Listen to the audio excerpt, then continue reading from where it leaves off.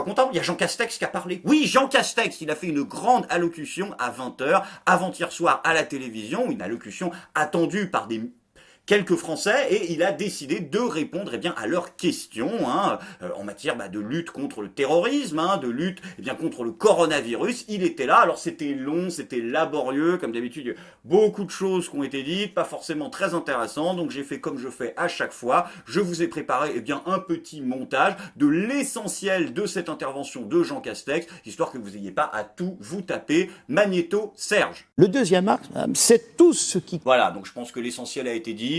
Et comment ça, il a rien dit? Ah si, il a tout dit. Ah ben non, mais il n'y a pas besoin de plus. Ah, mais c'est parce que c'est allé trop vite. Vous voyez, regardez, avec le ralenti, tout de suite, voilà, on comprend que l'essentiel du message est très rapidement résumé. Arrête, Jeannot, putain, t'es pas fait pour ce job, lâche l'affaire. Tu contrôles rien. Tu contrôles pas tes mains, tu contrôles pas tes gestes, tu contrôles pas ta gueule, tu contrôles pas ta bouche, tu contrôles pas ton cerveau. Oui, tu contrôles ta bite. C'est vrai, ça te change de la moitié de l'équipe. Ça, je dis pas. Mais ça va pas être suffisant. Jeannot, il faut pas insister. Tu n'es pas fait pour ce métier. Tu es tellement random, tu es tellement no-name, comme disent les jeunes. Cette traduction, c'est tellement pas quitté que hier, en préparant cette chronique, je suis allé sur Twitter pour voir si tu étais dans les tendances, pour voir qu'est-ce que tu avais dit, comment les gens réagissaient, prendre la température. Très bien. Tu étais en tendance. Normal, tes premiers ministres t'a jacté. Très bien. Les équipes de Twitter ne savent tellement pas qui tu es, qui t'ont foutu en catégorie technologie et informatique.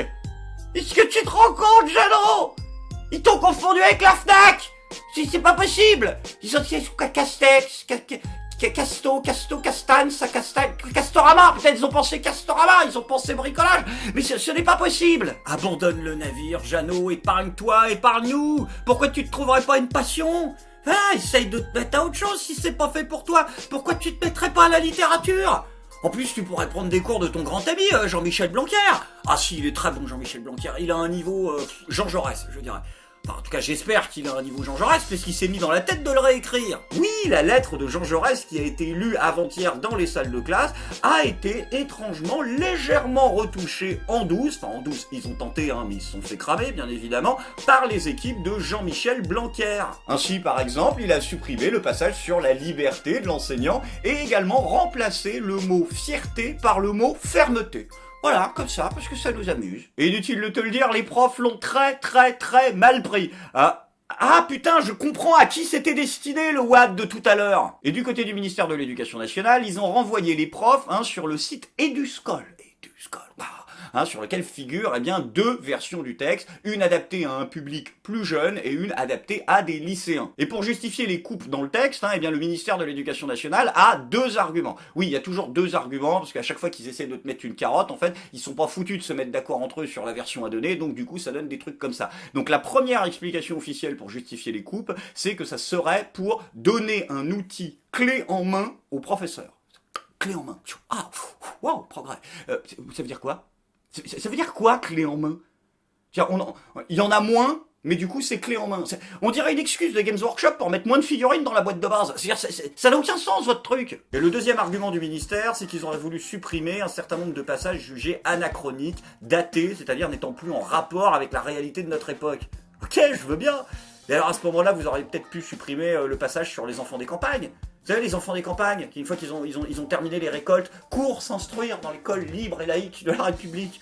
Ah ouais, je suis pas persuadé aujourd'hui que les jeunes ils s'identifient vachement à la récolte de chou-fleur, quoi.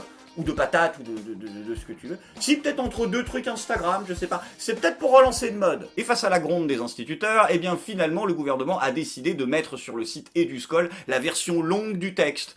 Sauf que là aussi, il manque des passages. Vous pensiez vraiment que les mecs qui étaient au taquet, qui étaient vénères, allaient pas vérifier? Après, c'est 3 fois rien, ce qu'ils ont enlevé, des trucs mineurs, ah oui. Comme le passage, par exemple, sur l'autonomie de l'enseignant, ça, ils l'ont viré, par exemple.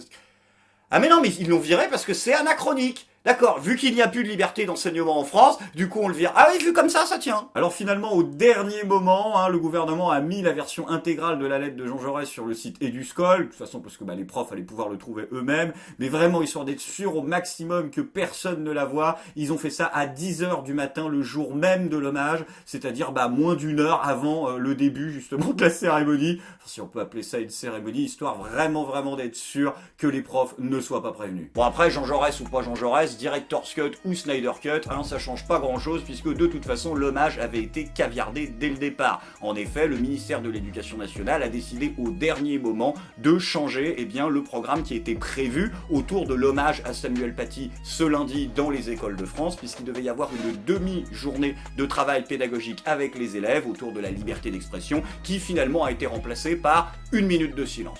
Et pour justifier ce caviardage, le gouvernement invoque là aussi 2 raisons différentes. Pareil, à chaque fois qu'il t'entube, de toute façon, il donne 2 explications. Donc la première, c'est pour des raisons sanitaires, et la seconde, c'est pour des raisons sécuritaires. Voilà, on vous a mis les deux, vous choisissez. C'est-à-dire que par exemple, de quoi vous avez le plus peur? C'est-à-dire de choper le coronavirus dans les écoles parce que vous croyez pas une seule seconde à nos mesures sanitaires inapplicables dans les établissements scolaires? D'accord, c'est ça.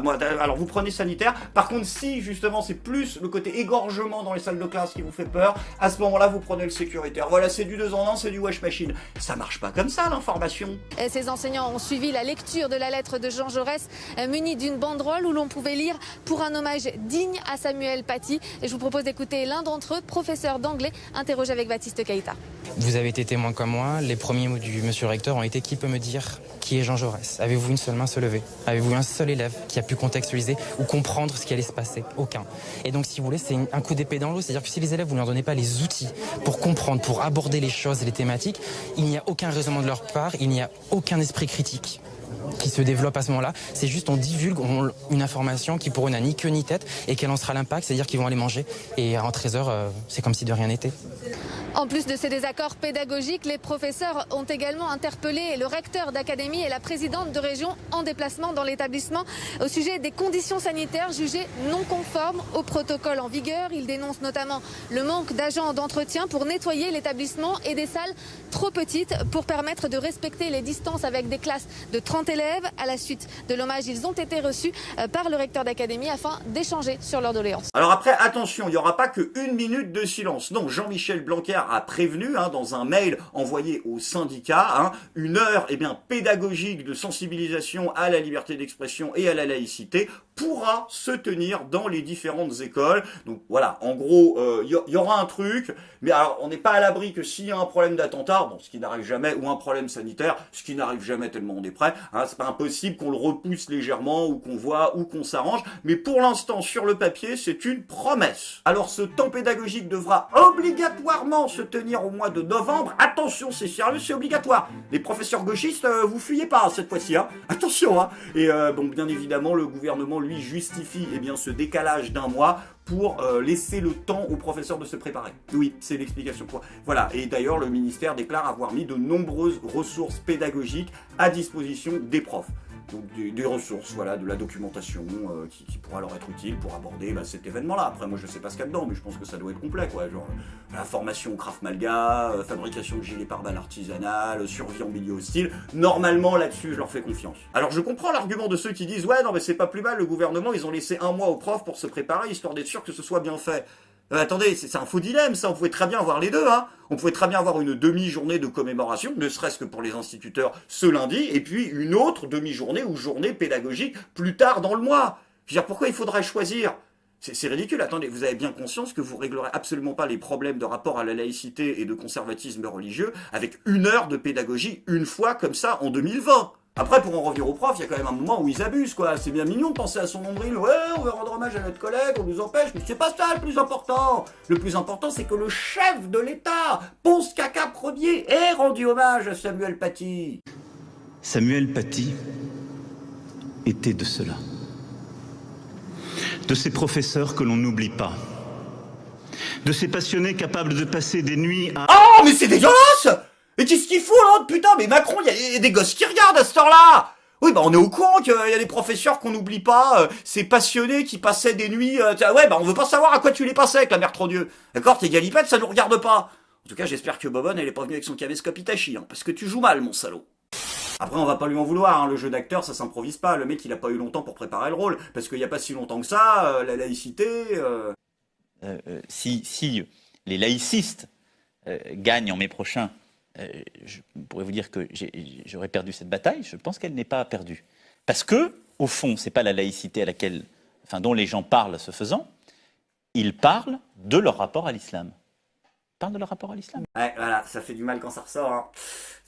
D'ailleurs, pendant que je te tiens vraiment, hein, il va falloir faire gaffe, quoi. Parce que ça commence vraiment à se voir. Sans transition, les amis, c'est maintenant le moment de la bonne nouvelle du jour. Alors oui, je sais, certains sont déçus que cet hommage à Samuel Paty ait été caviardé, mais le plus important, c'est demain. Le plus important, c'est l'avenir. Et concernant l'avenir de l'enseignement en France, Jean-Michel Blanquer nous a fait ce qui est peut-être l'une des plus belles promesses de toute la vie politique française. En effet, Jean-Michel Blanquer l'a promis aux enseignants. Ils pourront, à partir de maintenant, évoquer tous les sujets. Oh putain, mais oui! Mais bravo, enfin, elle est là, la bonne nouvelle qu'on cherche depuis des années, putain, on va pouvoir parler de tout. On va pouvoir parler de l'empoisonnement d'une partie de la population par le biais de fausses consignes sanitaires données à la télévision pour masquer une pénurie de masques. On va pouvoir parler des arrangements économiques entre Emmanuel Macron et des pays finançant directement le terrorisme sur notre sol. On va pouvoir parler du non-respect de la quasi-totalité de ses promesses électorales. On va pouvoir parler de sa trahison écologique en annulant toutes les réformes qu'il avait proposées. On va pouvoir parler de la surveillance massive de la population par le biais de drones votés en douce à l'Assemblée par Gérald Darmanin. On va pouvoir... Je me suis un peu enflammé peut-être, non? Ouais, non, il y a un moment je l'ai senti. Je suis pas content.